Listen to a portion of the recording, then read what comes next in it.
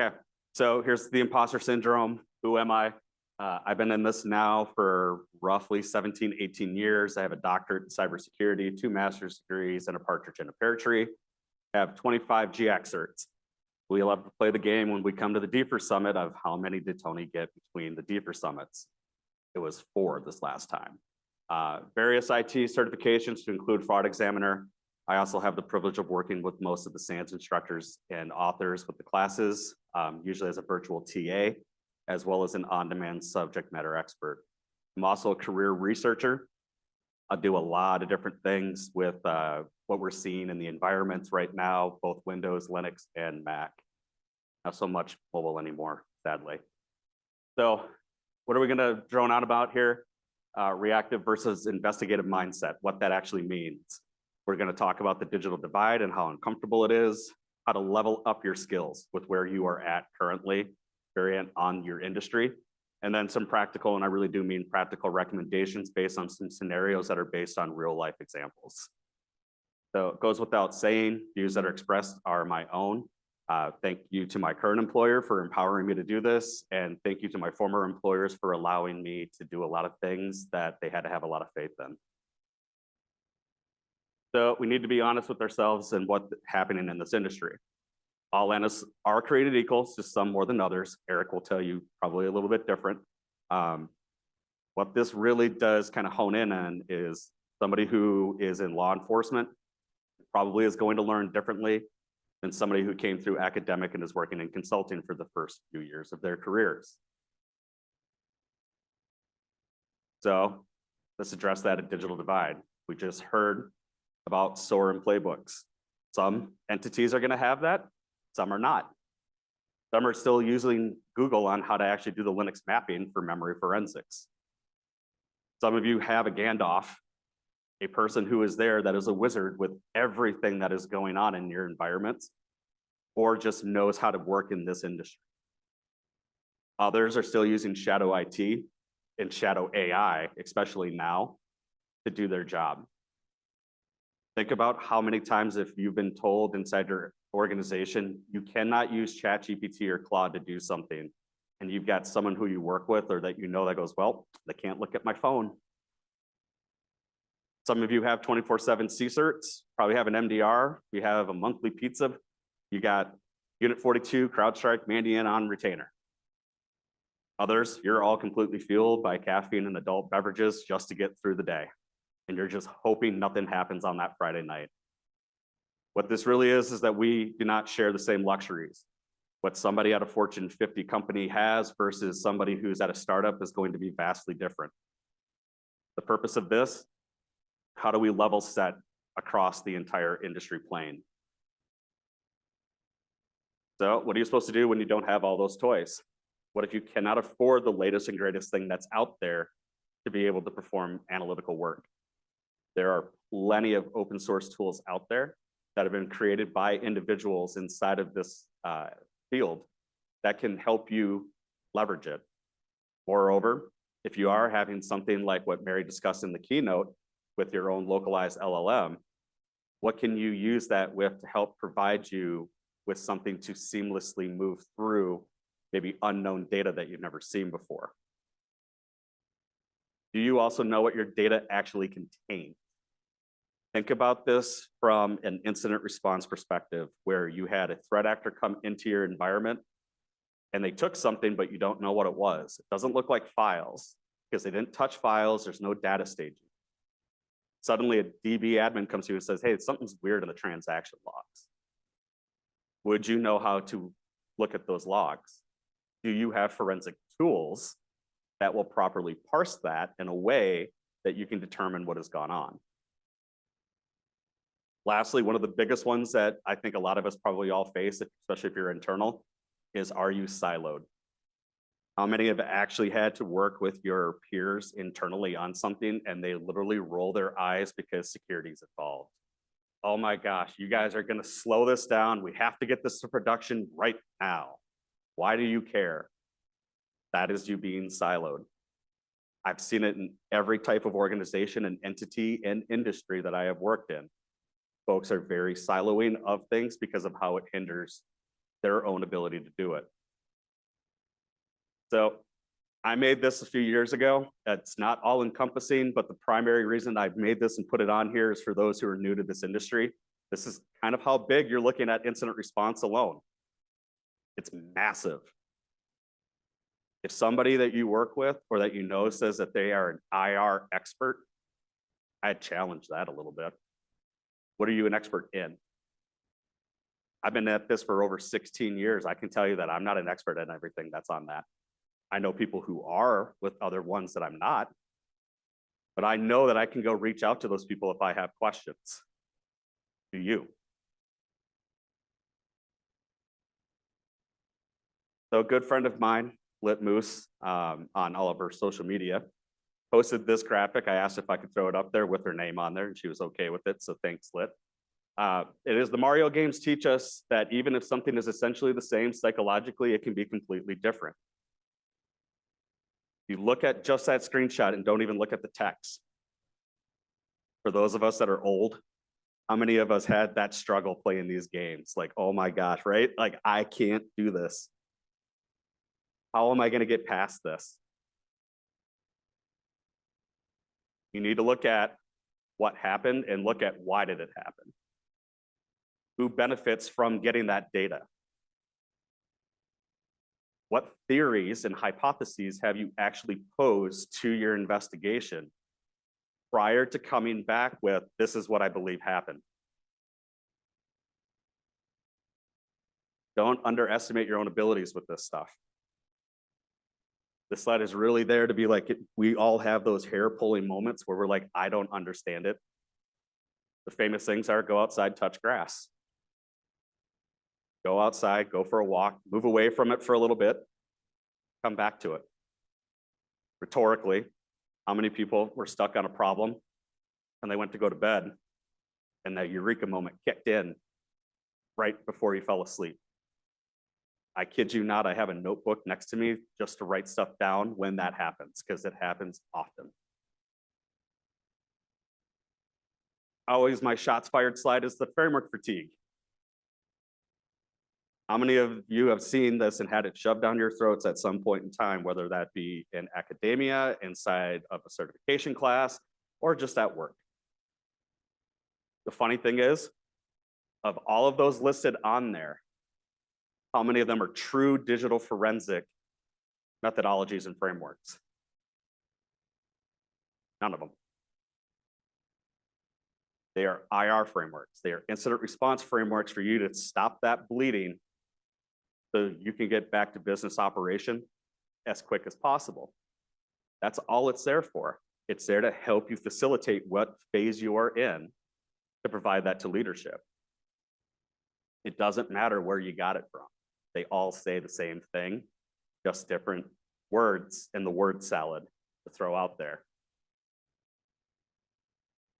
So I always call AI Skynet, which is always funny when Mary's got Skynet AI in her Discord, because we did not know that. This is really going to be a pivotal thing in our industry. The amount of folks that I have seen come through that are very junior that have looked at me and said, do you think that we're going to even have a job in 5 years? I had to pause for a minute and kind of laughed at it for a moment because I really didn't know until I started playing with it. I was scared of AI when it came out. Outside of doing like the coding and like the cool stuff we were all doing, I didn't know how to really apply it to our industry. As you can see, we already have somebody who's making a class on how this could revolutionize your ability to quickly move through things. If you are going to use one internally for investigations, ensure that you are following what the keynote facilitated. Train, train, train, train, train. These things will hallucinate like crazy. They only know the data that you give it. When you look at things like Olama, they were not designed for incident response. They were not designed for digital forensics. They were not designed for cybersecurity. They only know what they know. Make sure that you're tuning it. I've seen prompts that are 1 sentence, 2 sentence. I've seen some that are 30+ pages. That's how in-depth they're getting because they have to make sure they get it right. So the whole encapsulation of the talk is really on this mind map. This is what true cyber investigations look like from an internal private sector method. For those of you who are in law enforcement, you're probably looking at this and going, oh yeah, that's basically everywhere I go for data. Private sector, you probably only really lived in like endpoint, network, maybe a little bit of cloud, right? You're not looking at where all of your data exists.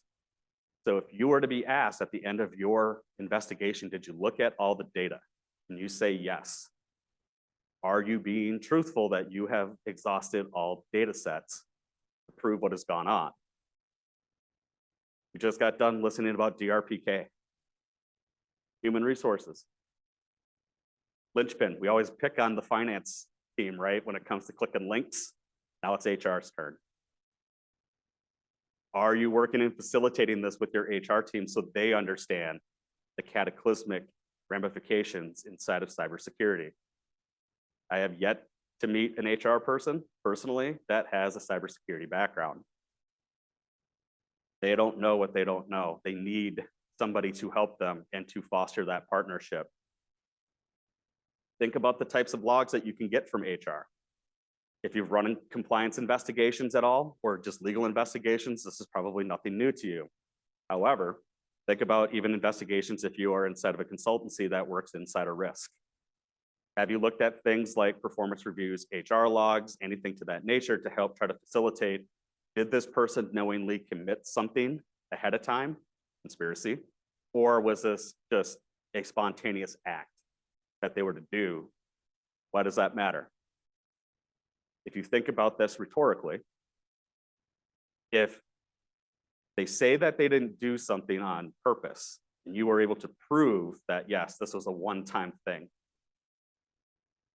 variant on the risk, what may happen? They probably get slapped on the wrist, don't do it again, you're fine.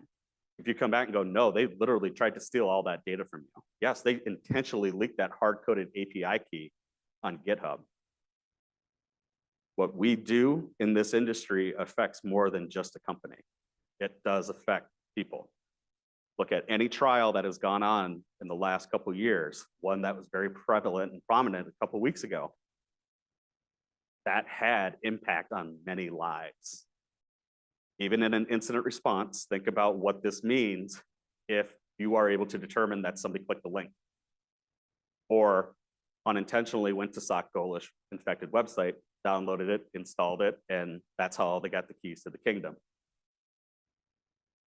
Physical security, same thing. I really don't know many physical security people who really have a cybersecurity background, but they usually have keys to the kingdom on your badge access. How many companies have a return to office mandate? People have to come in, right? I think there was a saying, it's coffee badging. People go in the morning, badge in, get a cup of coffee, catch up with everybody, then they go home to go work. Think about what those investigations look like internally and how you all can actually help guide those investigations to help mitigate a problem. Even if we don't necessarily want return to office, think about what you are supposed to be there as an employee of your company or who you're working on behalf of. So when you put it all together, the biggest one out of all of that is that cyber investigation. What it entails is what you see up on top. Now, I'm old, so of course I'm going to use Captain Planet. Crisis communication is one that tends to fall by the wayside. People think that, oh, well, that's just, I'm just going to give it to our PR rep. They're going to make a statement on social media and something else to go out to it. Leadership is going to send something for the SEC based on what we found in the investigation. The issue with when those folks make those types of statements, do they have your background? Are you providing them with everything possible in order to ensure when that statement goes out, nothing needs to be retracted? What I've seen in over 16 years is a rush to judgment and a rush to the end. We're trying to race to the end of these things before we really know truly what's taken place. Without that, you don't know how to fix it. I don't know about you, but I don't want to be a smash and grab person that goes into an incident, gets done with it, walks away, and leaves everything still on the floor. How do we pick things up and make it better? Think about anything that you do, whether it is digital forensics or IR. This is where we meld and mesh together from an investigation perspective. Most forensic investigators are very much in the legal lane. They work with compliance very well, HR, employee relations, IR, much more on the smash and grab, IT, and everything inside of IT, maybe a little bit outside of it, but like their wheelhouse is those systems, whether it's your tech stack or your security stack, your folks are usually the ones that are very versed in it. If you have separate teams inside of your entity, are you talking to one another? Are you leaning on one another? Remember the whole siloing thing? Seen it happen between both entities. Nope, we work IR, we don't do forensics. And forensics like, we're not touching that. You deal with scattered spider on a Friday night. So now let's expand what it actually looks like inside of the scenarios. And I'll have a couple more examples other than what you see on the slides, largely because I didn't want to put them on the slides.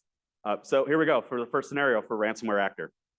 Your company is alerted of an encryption event that has damaged your servers. The IR team reviews the logs and finds that a significant amount of data has exfiltrated prior to the event. Leadership is attempting to stop the bleeding, needs answers immediately. So the next steps, right? You're going to triage data. Hey, maybe you'll pull memory if you know how to analyze it. Network logs. What are your VPN saying? Are you running Zeek through your PCAP so you actually have some type of metadata to look at? Are you using SSL strip or anything else of that nature, deep packet inspection, to be able to see what has gone on inside of there? Remember, we're looking for a ransomware actor when it comes to this. Virtualization logs. Anybody who's worked ransomware knows they love to go after ESXi, vSphere almost instantaneously because they can bring the whole network down very quickly. Authentication, type 10s, are they remoting in? Did they laterally move from one system to the domain controller, from the domain controller to someplace else? The elephant in the room, cloud. For some reason, everyone's still very mystified by how cloud works and operates. And then email. Did it come through email? Did our security solutions miss something that was malicious? So same thing, but now let's look at the non-traditional evidence. Most of the forensic examiners here probably are already like queuing in. Oh, I'd go here, here, here, here, here. I'm sure my IR teams are like, oh, I totally would be doing this, this, this, and this. So I look at it from this. Where did the sensitive information come from? Have you been able to determine that yet? Anybody who's actually worked a breach in any capacity, whether it's through consulting, public sector, private sector, or just even through research, usually number one question that always gets asked, what'd they take?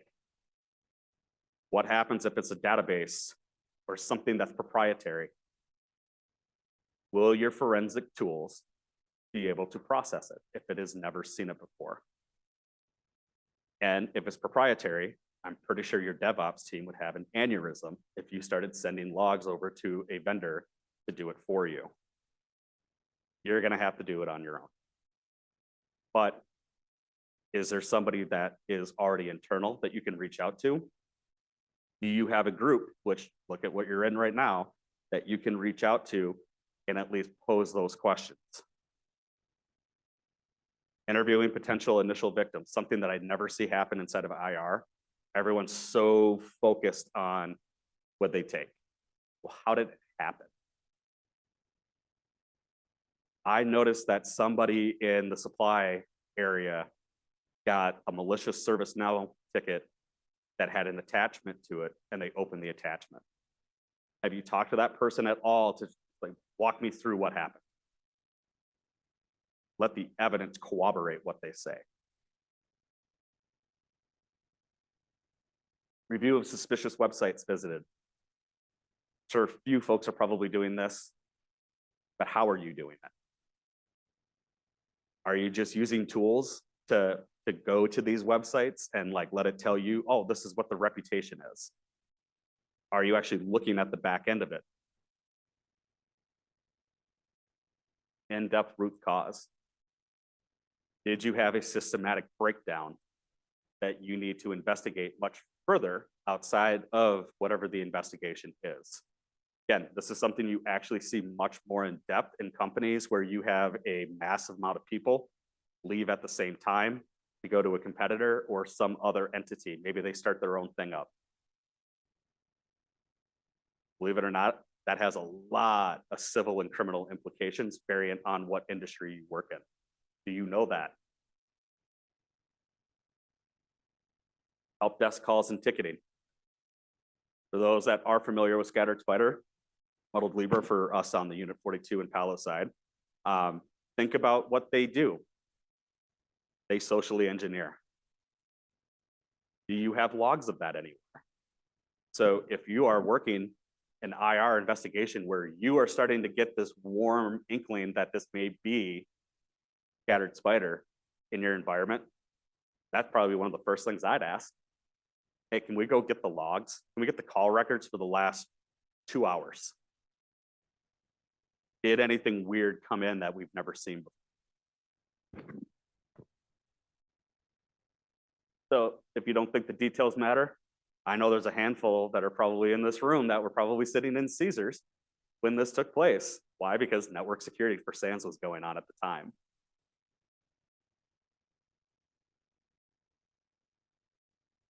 For those that don't know about the lapses stuff, they used to pay a lot of money if you would get them access into the environment. So when we go back and we look at what that scenario was really telling you, you had an encryption event and they only care about that. Do you stop there or do we dig just a little bit deeper? What else maybe happened that facilitated this? Again, do you have a bigger systemic problem than what you are looking at face value? So for nation state, okay, I'm sure most people have probably seen this. So this is where you get that random 3-letter agency phone call that tells you, hey, we're seeing C2 beaconing coming out of your environment from a known malicious IP. As soon as you get that phone call, everybody panics. So when you look at from a non-traditional perspective, are you looking for things like badge access? How about that old school video forensics, CCTV? Do you have any footage actually showing anybody coming in or out of the building at the time of any beaconing? Why is this important? If you've gotten those phone calls before, they're not exactly forthcoming with information. They pretty much just tell you that you've been hit with something and then they wave goodbye and they walk out the door. They're on to the next thing. You're all sitting there like, I don't know what to do.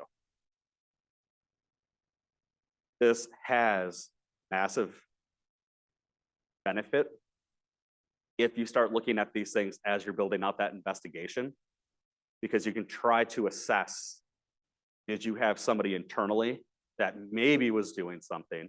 Yeah, it's malicious, but do you know why it's malicious? Again, they're not going to tell you that. You're going to have to figure that out on your own.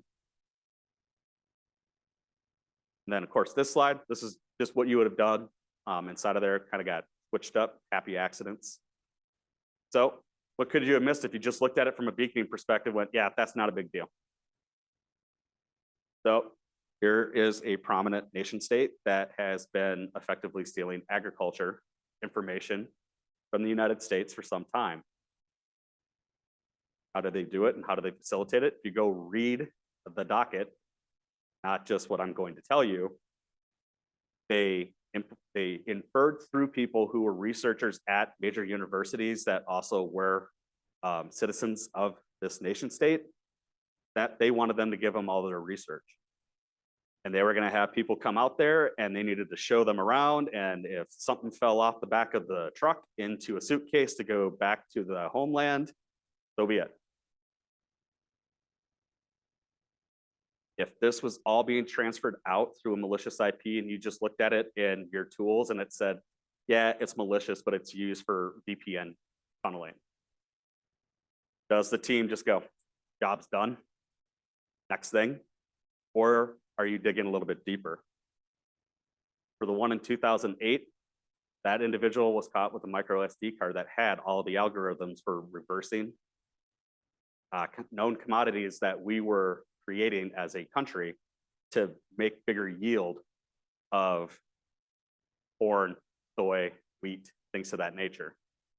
This is economic espionage playing out at a great scale.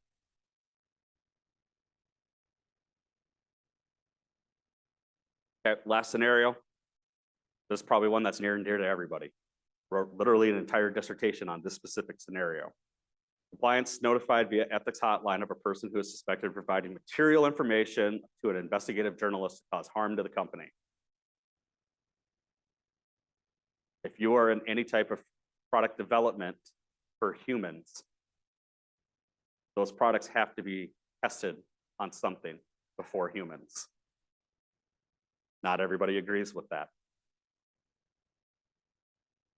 Your company may endorse certain political affiliations that your team may not necessarily agree with. We put a lot of trust in our people, right? How are you safegapping everything to ensure that that person isn't going to cause irreparable harm to your organization or to your customers and clients? So what would you normally do if you're in this situation? Same thing, right? We're going to look at all the logs that are out there, probably even DLP. What are they accessing? Spend all the money. We're going to go look at this stuff. Did you think to look at social media posts, tendencies at work? Have you interviewed their peers? What's Tony like lately? The distant, the adversarial.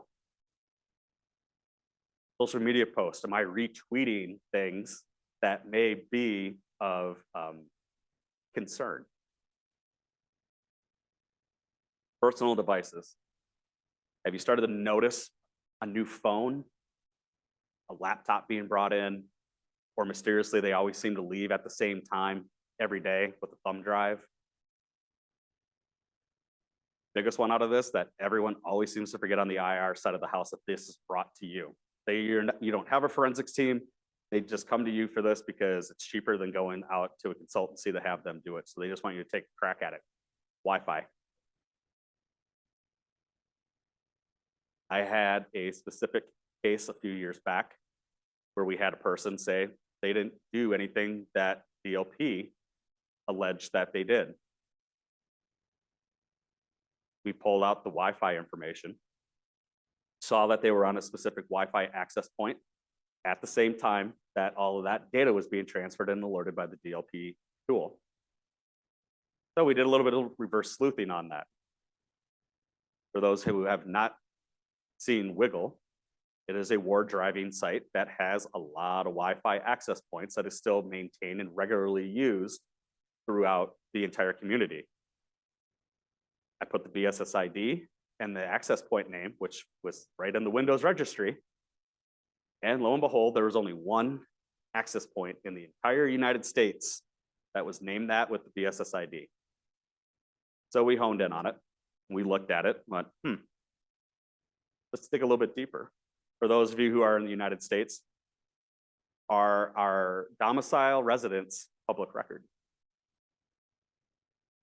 So we were able to pull up very quickly. That's their house. That's where they live at. That's how long they've been there. Oh, well, they're getting ready to move, Tony. Stop being so mean to this person. They're going to a hospital in a different state. Their child is sick. Public records and census don't show that they have any children. And they're not married. And there's no other person who lives inside the house. Picking away at the excuses. Get to the truth. So, how does this look? I won't even read the one that's on there. How many love Ubiquity products that are for your networks, right? I absolutely love them. You're going to hear Phil Hagen talk about it. They had somebody who tried to extort money after they were fired from Ubiquity. They didn't do it. So they went onto the environment and dropped a ransom note, took a screenshot, sent it to Brian Krebs, said, Mr. Krebs, they've been ransomed. they've been hacked, they've been compromised, and they're not telling anybody about it. Brian obviously now acknowledges that he was in error, but he ran with it. Brian is very prominent and probably a figure that we all pretty much trust. When he reports something out, he's got something to say that's really good. That tanked Ubiquity's capital by 20%. That's how much money they lost off of somebody doing something to try to extort money. Why were they able to do it? HR didn't know that they had access to API keys. So when they terminated the person, they only terminated their access through their user account, not through any API, any other system that they have. The reason why I bring that up is I saw the question inside of Slack before I got up here about HR and doing the North Korean chat with them. HR only knows what they know. You need to educate them through processes like this so they understand. And yes, it can be like trying to talk to Congress, right? Like they may not get it right away, but if you show it to them, they'll get it really quick.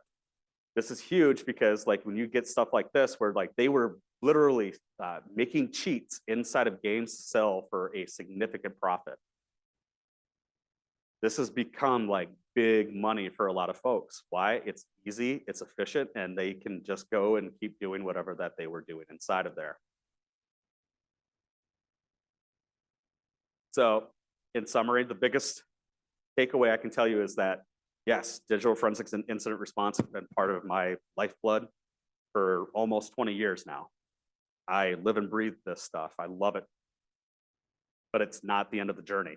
You get done taking your courses this week, that is just the beginning to the next step. Embrace who you have around here and who you have access to during this next week. Build those reputations in the network out, because if you do get that weird edge case down the road and you just don't know what to do, sometimes it's good just to have another noggin to beat it senseless until you actually get it. For those that are specifically just in IT, think about your soft skills and your interview techniques. The reason for this talk was there really is not a true blue cyber investigation certification out there. If you're law enforcement, most of this is stuff that you probably already know because you go through rigorous training on how to do these things. For us, like I was a support employee. I just got lucky.